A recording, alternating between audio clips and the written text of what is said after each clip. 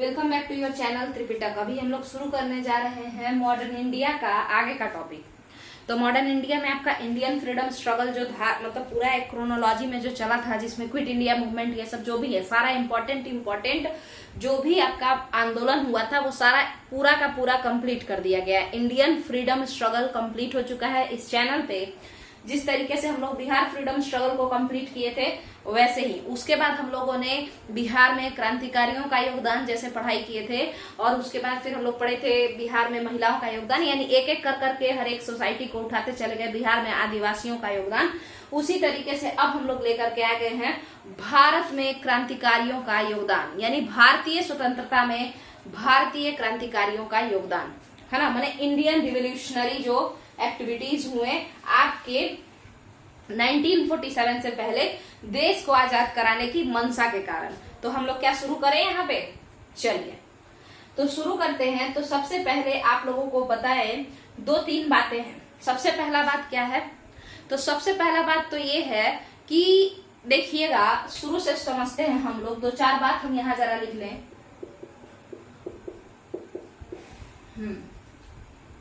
तो सबसे पहले हम लोग समझने का कोशिश करेंगे कि आखिर ये क्रांतिकारी विचारधारा क्यों आई, आखिर क्रांतिकारी विचारधारा क्यों आई। तो आप लोग देखेंगे कि 1885 में फॉर्म हो चुका है आपका क्या, 1885 में आपका फॉर्म हो चुका है कांग्रेस, है ना। इंडियन नेशनल कांग्रेस जो है वो फॉर्म हो चुका है। एओ ह्यूम बनाए हैं उनको, उसको माने एक संस्था है जो आप लोग को पता होगा अच्छे से, तो ये तो क्लियर है। उसके बाद आप लोग देखेंगे कि लगातार जो है 1905 तक नया नया नियम लाया जा रहा है। कभी कांग्रेस कुछ मांग रही है, ब्रिटिशर्स कुछ दे रहे हैं, है ना। ऐसे ही चल रहा है, मतलब लाइफ जो है इसी तरीके से चलते जा रहा है, चलते जा रहा है और चलते जा रहा है। 1905 में कर्जन का एक बेवकूफी जो कि बंगाल का विभाजन है ना, पार्टीशन ऑफ बंगाल की वजह से 1905 में एक मतलब समझ लीजिए, तो एंटी बंगाल पार्टीशन मूवमेंट होगा, मतलब कि बंगाल के विभाजन के खिलाफ एक विद्रोह होगा, है ना। और उसी विद्रोह को हम लोग क्या कहेंगे, स्वदेशी मूवमेंट। वैसे तो इसको बॉयकॉट सत्याग्रह भी कहते हैं, मतलब सब चीज का बॉयकॉट किया जा रहा था। इसको बॉयकॉट करो, उसको बॉयकॉट करो, जैसे आजकल बॉलीवुड बॉयकॉट करता है ना लोग, कि बॉलीवुड का जो भी फिल्म होगा सबको बॉयकॉट कर दो, तो उसी तरीके से तो ये आपका स्वदेशी मूवमेंट 1905 में हुआ। क्लियर है। अब इसमें जो है हम लोगों ने देखा क्या, तो हम लोगों ने इसमें देखा कि कुछ ऐसे नेता जो थे वो गांव से बिलोंग करते थे, और गांव से बिलोंग करते थे मतलब समझिए कि मिडिल क्लास से बिलोंग करते थे, लोअर क्लास से बिलोंग करते थे। वैसे वैसे नेता यहाँ पे देखने को मिले। और जैसे कि पहले कांग्रेस के बड़े नेता जो लोग थे वो ज्यादातर एलीट क्लास से थे। एलीट क्लास मतलब अमीर घर से थे। तो वो लोग ना ऐसा सोचते थे कि आम जनता को पार्टिसिपेट करवाना किस चीज में, तो भारतीय आजादी के आंदोलन में आम जनता को पार्टिसिपेट करवाना बिल्कुल ही बेवकूफी होगा, क्योंकि वो लोग कैसे हैं, तो वो लोग तो इलिटरेट हैं। क्लियर है। कौन सोचता था, तो जो पुराने कांग्रेस के जो लीडर्स थे पहले कांग्रेस के 1885 to 1905 के बीच में, तो उन लोगों का जो सोच था वो इसी तरीके का था कि जनसाधारण के पास तो इतना दिमाग है ही नहीं, जो भी इंडियन पॉपुलेशन है नॉर्मल लोग, उनके पास तो इतना दिमाग है ही नहीं कि वो लोग कुछ काम कर पाए। तो इसीलिए हम लोग उनको पार्टिसिपेट नहीं करवाएंगे किसी भी मूवमेंट में, और हम लोग अपने लेवल पर कागज पे लिख लिख के भीख मांगते रहेंगे, मतलब अंग्रेजों के सामने हमेशा अपना चादर फैलाते रहेंगे। बट 1905 में आप लोग देखेंगे कि कुछ ऐसे लीडर्स हैं जिन्होंने कहा कि हम स्वराज मांग रहे हैं, तो कोई हम भीख नहीं मांग रहे हैं। आपको पता होना चाहिए कि स्वदेशी के समय में कुछ ऐसे लीडर्स थे जो कि ये कह रहे थे कि प्लीज ना बंगाल का विभाजन मत करो, जबकि कुछ लीडर्स ऐसे थे स्वदेशी के समय में कि देखो ऐसा है दुष्ट कि तुम बंगाल का विभाजन तो कैसे ही कर दोगे, क्योंकि हम बंगाल के हम लोग हैं, बंगाली हमारे हैं, तो फिर तुम किस हिसाब से इसका विभाजन कर दोगे। और दूसरा उन लोगों ने कहा कि तुम क्यों हम पे अब राज करोगे, हम लोग को स्वराज चाहिए। ऐसा डिमांड कौन से लीडर किए थे स्वदेशी के समय में, तो आप देख सकते हैं कि तिलक उसमें सबसे आगे थे। तिलक ने कहा कि देखो अगर हम लोगों को आजादी चाहिए तो मुट्ठी भर जो है नेता लोग मिलकर के हम लोग आजाद नहीं हो जाएंगे। इससे अच्छा है कि हम लोग जन आंदोलन करते हैं, इस बात को पूरे देश दुनिया माने पूरा दुनिया नहीं, पूरे देश में फैलाते हैं, सभी राज्यों में फैलाते हैं, है ना। और उसका रिजल्ट क्या हुआ कि और तिलक ने कहा कि सिर्फ और सिर्फ बंगाल का विभाजन मत करो, इतना ही बात मत कहो और भी कहो। तो लोगों ने कहा, बाकी नेताओं ने कहा कि ठीक है हम लोग अपना अपना सामान यूज करेंगे, स्वदेशी सामान यूज करेंगे। क्लियर है ना। क्यों? क्योंकि अंग्रेज जो है बंगाल का विभाजन, तो बंगाल पे ये माने हड़पना वो क्यों चाहते थे? पैसा के लिए ही तो, वो लोग तो व्यापारी कंपनी थे। तो इसीलिए तिलक क्या बोले? तिलक बोले कि देखो ऐसा है कि हम लोग जो है जन आंदोलन करते हैं, सबको बुलाते हैं, सबको इसमें पार्टिसिपेट करवाते हैं, क्योंकि अकेले तो हम लोग कुछ नहीं कर पाएंगे। तो इस तरीके से हम लोग एक मास मूवमेंट करवाएंगे। तो लोग तो मान गए। उसके बाद तिलक कहते हैं कि केवल और केवल बंगाल का विभाजन ही मत रोको, और भी इस विद्रोह को आगे बढ़ाओ और ज्यादा डिमांड करो। तो लोगों ने कहा कि अच्छा ये व्यापारी कंपनी है, क्यों ना हम इसका सामान खरीदना कम कर दें, तो इसको घाटा होगा, ये कमजोर पड़ेगी। तो इसीलिए हम लोग स्वदेशी कपड़ा पहनेंगे, स्वदेशी खाना खाएंगे, विदेशी शराब नहीं पिएंगे। वैसे तो शराब के लिए हमेशा से ही मना करते आए हैं इंडियन लीडर्स, आगे समझते हैं। तिलक कहते हैं कि सिर्फ इतना ही नहीं कि हम लोग स्वदेशी कपड़ा पहनेंगे, हम लोग को तो स्वराज भी मांगना चाहिए। तो तिलक स्वराज चाहते थे। तिलक क्या चाहते थे? स्वराज चाहते थे। मगर क्या स्वदेशी के समय में मांगा गया स्वराज? क्या स्वदेशी आंदोलन के समय में स्वराज मांगा गया? तो किसी भी लीडर ने इस बात को एक्सेप्ट नहीं किया। क्लियर है।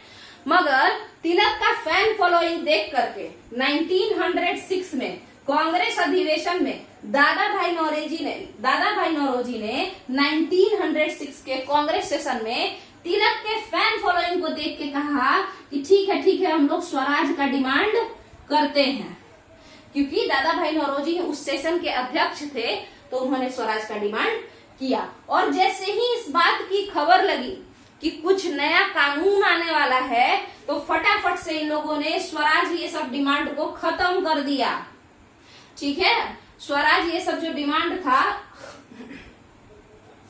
उसको खत्म कर दिया। और यही रिजल्ट हुआ कि 1907 में आपका ये स्वदेशी आंदोलन जो हुआ था, उसी का मतलब उसमें जो 3-5 हुआ, जो स्वराज मांग रहे हैं, नहीं मांग रहे हैं, कुछ लीडर कह रहे हैं स्वराज चाहिए, कुछ कह रहे हैं नहीं चाहिए। तो उसका रिजल्ट क्या आया कि आपका सूरत स्प्लिट हो गया। अच्छा, तिलक और तिलक के दोस्त ऐसा बार बार कहते थे बाबू कि यहाँ पे क्या है, मतलब एस्पिरेंट्स, यहाँ पे क्या है कि कांग्रेस के लोग पद के भूखे हैं, है ना।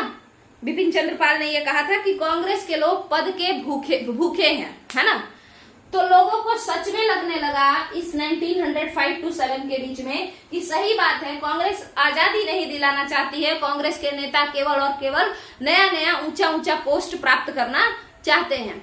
ठीक है, और यही कारण था भारत के युवाओं के बीच में एक तरीके का गुस्सा का लहर आना, है ना। एक तरीके से बहुत ज्यादा एंगर इश्यूज लोगों में होने लगा कि क्यों नहीं आखिर कांग्रेस बचाना, मतलब कांग्रेस के लीडर डायरेक्ट आजादी क्यों नहीं चाहते हैं, क्या ढोंग करते रहते हैं हर वक्त। कांग्रेस धीरे धीरे कदम रखा करती थी। और जैसा कि हम लोग जानते हैं कि युद्ध में जुनून कुछ ज्यादा ही होता है, तो इसीलिए युद्ध क्या करने लगे, तो युद्ध जो है वो लोग कुछ ज्यादा ही झगड़ा मोड ऑन कर लिए कि अब ये भीख मांगने वाला पॉलिटिक्स नहीं, अब सीधे जो नहीं मानेगा जाके उसको फोड़ देंगे। क्लियर है। तो हम लोग एक एक कर करके जहां से देखिए, हम लोग अब शुरू करेंगे स्टेट वाइज जितने भी इंडियन रिवोल्यूशनरी एक्टिविटीज हुए हैं, हम उसको समझने का कोशिश करेंगे। ठीक है, तो ये इंडियन रिवोल्यूशनरी एक्टिविटीज में हम क्या लिए हैं, तो हम महाराष्ट्र को लिए हैं। पहला जो हम बताने जा रहे हैं वो महाराष्ट्र के इंडियन रिवोल्यूशनरीज के बारे में बताने जा रहे हैं। तो अब आप लोग कहेंगे कि भाई ऐसा क्या है, महाराष्ट्र को ही क्यों लिया गया, है ना। तो इस वजह से हम बता दें कि सबसे पहले आपको बता दें कि ब्लेम जाता है कि कौन आखिर इस भारत में टेररिज्म, रिवोल्यूशनरी टेररिज्म को बढ़ावा दे रहा है, देशद्रोह को बढ़ावा दे रहा है। तो इसका ब्लेम अंग्रेज लोग किस पे डालता है, तो चित्पावन ब्राह्मण कम्युनिटी पे। एक ब्राह्मण जाति ब्राह्मण जाति का एक गोत्र चित्पावन, ठीक है। तो चित्पावन ब्राह्मण कम्युनिटी पे, अच्छा आप बता सकते हैं क्या कि ये कम्युनिटी कौन सा है, मतलब इसके कौन है? तो आपको बता दें कि इसी कम्युनिटी से बिलोंग करते हैं बीजी तिलक, बाल गंगाधर तिलक, ठीक है। तो एक तो ये भी बात है। उसके अलावा बेचारे बाल गंगाधर तिलक को हमेशा ही ब्लेम किया गया कि वो जो है हर वक्त सभी को उकसाते रहते हैं। जैसा कि आप देखें तो ये तो सेडिशन कमिटी, रॉलेट कमिटी जो था वो कहा था यही लोग उकसाता है सबको, ठीक है। उसके अलावा वैलेंटाइन सिरोल नाम का एक इंसान था, वो तिलक को कहा था, वैलेंटाइन सिरोल तिलक को कहा था कि यही फादर है किस चीज का, इंडियन अनरेस्ट का। मतलब भारतीयों में जो उथल पुथल मचा हुआ है उसका पितामह यही है, यही सबको उकसाते रहता है। इस बात पे तिलक इस पे केस भी किए थे, ठीक है, मानहानि का केस कर दिए थे।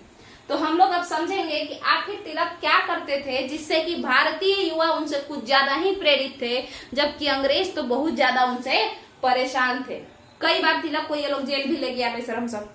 तो देखते हैं हम लोग अब आगे। तो सबसे पहले आपको बता दे कि तिलक जो थे महाराष्ट्र के तो थे ही, है ना, वो सब तो सब अपने जगह है, मगर आपको बता दें कि तिलक, एक मिनट रुक जाइएगा, तिलक जो है सबसे पहले 1893 में क्या किए थे, तो एक गणपति उत्सव रखे थे। तिलक गणपति उत्सव आखिर क्यों रखे बताइए? तो कहीं ना कहीं तिलक चूंकि ब्राह्मण थे, तो ब्राह्मण थे ना, तो उनको एक तरीके से समझ लीजिए तो थोड़ा सा हिंदुओं के प्रति झुकाव था, ठीक है, उनको थोड़ा सा हिंदुओं के प्रति झुकाव था और ये चाहते थे कि यूनाइटेड हो जाए हिंदू और उसके बाद हम लोग जो है आगे जा पाएंगे। तो तिलक सबसे पहले जो है गणपति उत्सव रखे। और जैसा कि आपको पता है कि गणपति उत्सव वहां पे बहुत अच्छे से महाराष्ट्र में श्री गणेश भगवान का जो है बहुत ज्यादा इज्जत पानी है। तो गणपति उत्सव वो रखते हैं 1893 में। सबसे पहले इस वाले उत्सव में ही सभी लोग पार्टिसिपेट करने आते हैं, बहुत सारे लोग, 1893 है ये, 1893, ठीक है। तो बहुत सारे लोग इसमें पार्टिसिपेट करने आते हैं। उसके बाद भीड़ देख करके इसमें तिलक जो है अपने गौरवपूर्ण इतिहास के बारे में बहुत सारा बखान करते हैं कि हम लोग तो ऐसे, हम लोग वैसे, हम लोग पे कैसे कोई राज कर सकता है, हम लोग ये सब, है ना, बहुत सारा बात समझ में आ रहा है। और उसके बाद तिलक इस वाले उत्सव के भीड़ को देखकर बहुत ज्यादा मोटिवेटेड होते हैं और मोटिवेशन के बाद वो क्या करते हैं, तो वो गणपति उत्सव के बाद शिवाजी उत्सव मनाते हैं। तो छत्रपति शिवाजी उत्सव में क्या होता है, तो देखिएगा आप लोग, ये 1897 में तिलक मनाते हैं, ठीक है। कब मनाते हैं?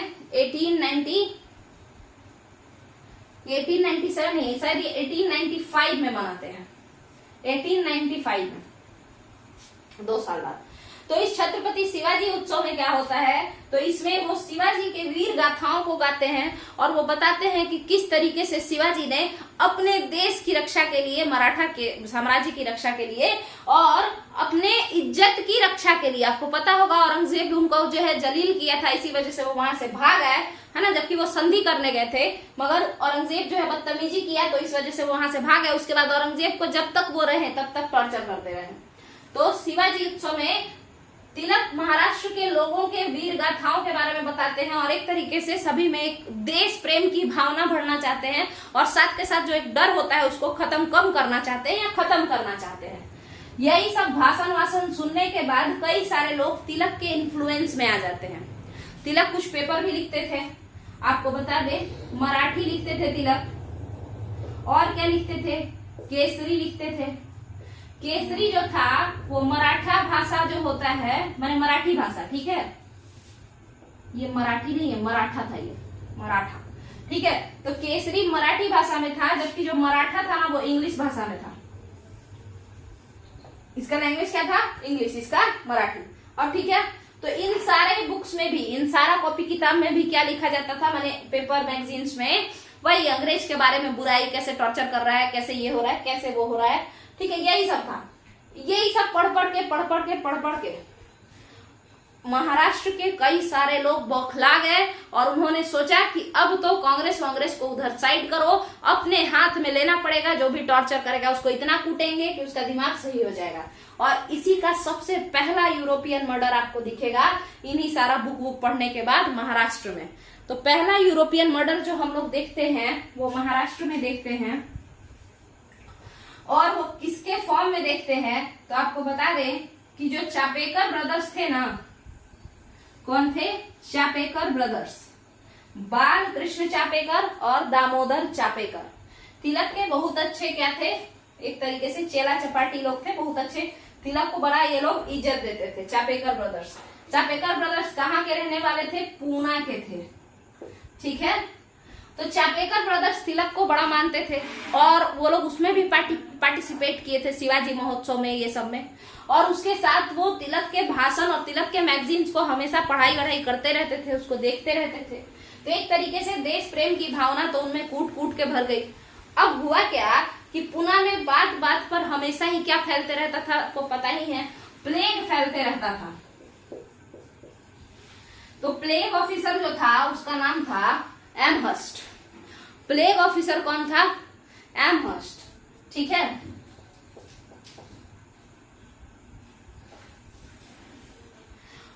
और उसी में ये लोग मतलब एक रैंड थे और एक एमहर्स्ट थे, ठीक है। मगर उसमें क्या हुआ कि प्लेग ऑफिसर रैंड थे और एमहर्स्ट एक तरीके से उनके सहयोगी थे। और उसमें क्या हुआ तो उसमें जो है रैंड को मारना चाहते थे ये चापेकर ब्रदर्स, और एमहर्स्ट मारे गए।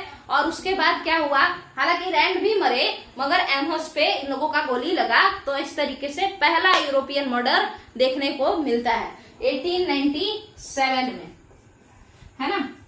किसके द्वारा? इन्हीं लोगों के द्वारा। किसके द्वारा? चापेकर ब्रदर्स और ये दामोदर चापेकर और बाल कृष्ण चापेकर के द्वारा, ठीक है।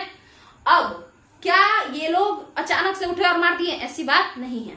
तिलक से प्रभावित होकर के इन लोगों ने दो संस्थाएं खोल रखी थी, एक तो हिंदू धर्म संघ और दूसरा आर्य बांधव समिति। आर्य बांधव समिति या आर्य बांधव समाज, और एक और कौन? तो हिंदू धर्म संघ, ठीक है। और जैसा कि हम आपको बताएं तिलक थोड़े से हिंदुइज्म को ज्यादा सपोर्ट करते थे, तो उनके जो फॉलोअर्स होंगे वो लोग भी इसी टाइप के होंगे। तो इन्होंने एक आर्य बांधव समाज खोल रखा था, एक सोसाइटी, और एक आपका खोल रखा था हिंदू धर्म संघ। यही दो ऑर्गेनाइजेशन इन दो भाई खोल रखे थे। और एमहर्स्ट और प्लेग को, ये रैंड को मिटा दिए ये लोग। वो लोग थोड़ा बहुत क्या करता था कि पैसा जो भी आता था ये लोग तो मार लेते थे, यानी ब्रिटिशर्स ध्यान नहीं देते थे, कुछ भी पड़े, अकाल पड़े, प्लेग आए, जो भी आए, मरते रहो। मार दिया इनको लोग। अब मारने के बाद आपको लगता है कि चापेकर ब्रदर्स को सब खुला छोड़ दिया होगा, तो ऐसी बात तो नहीं है। चापेकर ब्रदर्स को फिर फांसी हो गई। तो यहाँ पे आपका पहला जो यूरोपियन मर्डर हुआ वो एमहर्स्ट का और रैंड का हुआ। आगे समझते हैं। अगला जो टॉपिक है आपका वो है मित्र मेला। ये क्या है इसको समझते हैं। आपको अच्छे से पता होगा वीडी सावरकर कौन थे, है ना। आपको अच्छे से पता होगा कि वीडी सावरकर कौन थे, विनायक दामोदर सावरकर। ये वो हैं जो अंडमान निकोबार में ऐसे ही एक तरीके से समझ लीजिए तो पत्थर से, कोयला से, ये सब चीज से, किसी भी चीज से दीवार पे भारत के आजादी का इतिहास लिखे थे। जब तक वो मतलब जिस समय तक वो थे उस समय तक क्या क्या घटनाएं घटी, ये वो विनायक दामोदर सावरकर हैं जिन्होंने वहां पे ये सारी बातें लिखी थी। कहाँ पे? अंडमान निकोबार जेल में, सेलुलर जेल में। बोर होते रहते थे तो आजादी का इतिहास ही लिख दिए थे दीवार पे, ठीक है। अब समझते हैं इनके बारे में। तो विनायक दामोदर सावरकर जो थे उनको क्या करना था, तो उनको भी इसी टाइप का लोग जुटाना था जो कि रिवोल्यूशनरी यानी रिवोल्यूशन में बिलीव करता हो, जो भीख मांगने में, दया की भीख मांगने में बिलीव नहीं करता हो, जो अपने हक के लिए, अपने अधिकार के लिए खुद ही लड़ने उतर जाए। वैसे लोगों का एक झुंड बनाना चाहते थे वीडी सावरकर, और उसके लिए वो क्या बनाए? मित्र मेला। तो मित्र मेला अच्छे से काम करने लगा 1899 में। ये भी कहाँ बना? तो महाराष्ट्र साइड में ही। मित्र मेला पे अब ऐसा हुआ कि आपको पता है 1899 में तो ये सब हुआ ही, मगर आप लोगों को पता है कि चापेकर ब्रदर्स के वजह से ऐसे ही माहौल जो था वो पूरा खराब हो चुका था, है ना। तो ऐसी ऐसी संस्थाओं पे हमेशा अंग्रेजों की निगाह रहा करती थी, तो इसीलिए वो क्या किए, तो वो एक सीक्रेट सोसाइटी बना लिए और इस मित्र मेला का नाम बदल करके क्या रख दिए, अभिनव भारत संस्था। अभिनव भारत संस्था। इस अभिनव भारत संस्था जो कि 1904 में ये नाम बदल दिए थे, यही था, मित्र मेला ही था, और इसको सीक्रेट सोसाइटी बना दिए, माने चुपके चुपके सारा काम करेंगे और ये तुम्हारा संस्था है 1904 में। क्या क्लियर है? अब इसके बाद क्या होगा, तो इसके बाद यहाँ से बहुत सारे लोग जो हैं आएंगे, मिलेंगे, जुलेंगे, है ना। इसमें बहुत सारे लोग इस सोसाइटी में पार्टिसिपेट करेंगे और इसी पार्टिसिपेट करने के यहाँ पर क्या होगा, करने से लोगों के बीच में देशभक्ति की भावना बढ़ेगी, मगर साथ के साथ गुस्सा का भावना भी अंग्रेजों के प्रति बढ़ता जाएगा। और उसी का रिजल्ट क्या होगा कि इसी सोसाइटी के अभिनव भारत संस्था के ही सोसाइटी के एक युवक अनंत लक्ष्मण कानड़े, अनंत लक्ष्मण कानड़े, ये क्या करेंगे, तो ये जो है मर्डर कर देंगे। किसका? नासिक के मजिस्ट्रेट का। अनंत लक्ष्मण कानड़े नासिक के मजिस्ट्रेट को जान से मार देंगे और वो जैक्सन है, ठीक है। अनंत लक्ष्मण कानड़े नासिक मजिस्ट्रेट जैक्सन को मार देंगे और उसके बाद बेचारे ये 1904 के ही समय में, और उसके बाद ये चुपचाप से जेल चले जाएंगे, ठीक है। उसके बाद क्या होगा, ये चुपचाप से अपना जेल घूमने चले जाएंगे। तिलक जो है, अनंत लक्ष्मण कानड़े जब नासिक मजिस्ट्रेट जैक्सन को मारते हैं ना, तो तिलक बड़ा ही खुशी से ये उनकी वीर गाथा को बताते हैं और अपने बुक, अपना मैगजीन मराठा में, केसरी में, ये सब में वो क्या लिखते हैं, तो वो लिखते हैं कि ये वही मर्डर है जो शिवाजी ने अफजल खान का किया था। क्या कहते हैं, तो वो उस मर्डर को कंपेयर करते हैं, शिवाजी जब अफजल खान को मारे थे, औरंगजेब भेजा था, तो उसी मर्डर से ये कंपेयर करते हैं। और तिलक बेचारे बोले तो थे ही, हर बात पे अपना टिप्पणी कसते रहते थे, कमेंट करते रहते थे, तो इसी वजह से तिलक को क्या हो गया, तिलक को जेल जाना पड़ा और 18 महीना आराम से जेल में रहे वो, ठीक है। तो यहाँ पे आपका अनंत लक्ष्मण कानड़े से रिलेटेड है नासिक कॉन्स्पिरेसी केस। उसी तरीके से चापेकर ब्रदर, तो फिर आप कहेंगे कि पूना कॉन्स्पिरेसी, है ना, या एमहर्स्ट मर्डर केस या रैंड मर्डर केस, ठीक है। तो यहाँ पे आपका ये कंप्लीट हो जाता है। क्या बताइए, मित्र मेला किससे रिलेटेड है? वीडी सावरकर से, है ना। तो यहाँ पे ये वाला जो टॉपिक है महाराष्ट्र से रिलेटेड जो टेररिज्म है वो कंप्लीट होता है, ठीक है। ये सब जो भी सोसाइटी है, जो संस्था है, नाम वगैरह आप लोग को ध्यान देना ही पड़ेगा, क्योंकि इसमें केवल रटने का ही ज्यादा बात होता है। तो आप लोग रटते जाइए, ये क्वेश्चन बीपीएससी में आया हुआ है और बाकी जो एग्जाम्स है उसमें भी आते ही रहता है, वनडे एग्जाम्स में। तो ध्यान से इसको देखिएगा। अगर वीडियो पसंद आने पे वीडियो को तो लाइक पक्का कीजिएगा, कमेंट में भी बताइएगा कैसा चल रहा है ये वाला सीरीज, और वीडियो को शेयर करते रहिए ताकि जल्दी से जल्दी यहाँ पे जो है प्रमोशन हो चैनल का, तो इससे हमको और मोटिवेशन मिलेगा। बाकी कमेंट भी करते रहिएगा, कुछ अगर नहीं सही लगे तो भी कमेंट में बताना है, ठीक है। चलिए, थैंक यू।